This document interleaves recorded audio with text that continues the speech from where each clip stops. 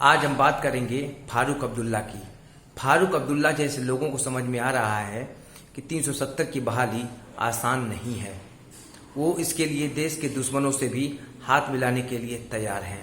वो देश के दुश्मन चीन और पाकिस्तान से हाथ मिलाने के लिए भी तैयार हैं। देश की जनता फारूक अब्दुल्ला के साथ नहीं है, देश की जनता नरेंद्र मोदी जी के साथ है।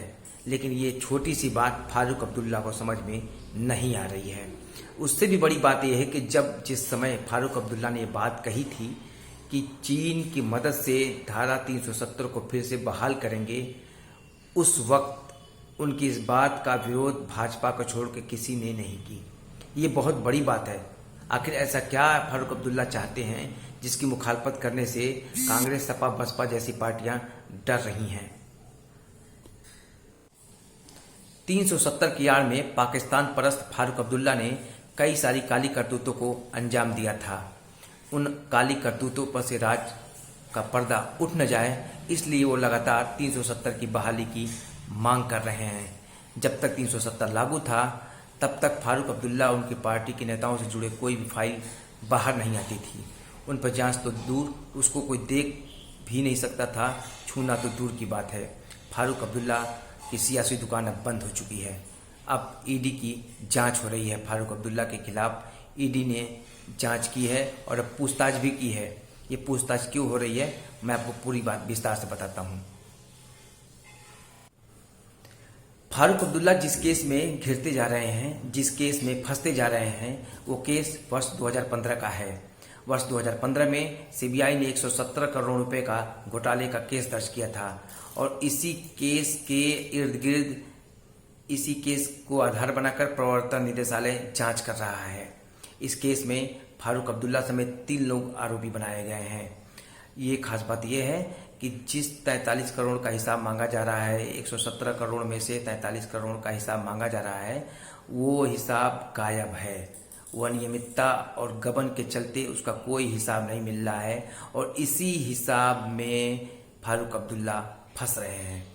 फारूक अब्दुल्ला के पास कोई जवाब नहीं है और वो ईडी के सामने पूछताछ के लिए हाजिर भी हुए। फारूक अब्दुल्ला जिस वक्त घोटाला हुआ उस समय वो जम्मू कश्मीर क्रिकेट एसोसिएशन के अध्यक्ष भी रह चुके थे। उस समय अध्यक्ष थे। उनके निगरानी में, उनके रहने में ये घोटाला हुआ।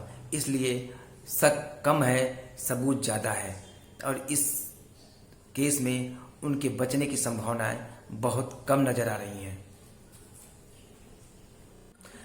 जम्मू कश्मीर को बर्बाद करने में फारूक अब्दुल्ला जैसे कई दीमक हैं जो जम्मू कश्मीर को भारत के नक्शे से काटने के लिए तरह तरह की साजिश रचते आए हैं। स्थिति ये थी कि एक ज़माने में दिल्ली से पैसा चलता था तो लद्दाख पहुंचता ही नहीं था, क्योंकि सारा पैसा ये जम्मू कश्मीर में जम्मू कश्मीर को जिन 3-4 परिवारों ने, जिन राजनीतिक परिवारों ने अपना जागीर समझ लिया था, वो पैसा वो खुद रोक कर अपने हिसाब से, अपने गुर्गों पर, अपने टीम पर, अपने कमांडरों पे, अपने नेताओं पे खर्च कर दिए जाते थे। जनता के हक का पैसा जनता तक पहुंचता ही नहीं था।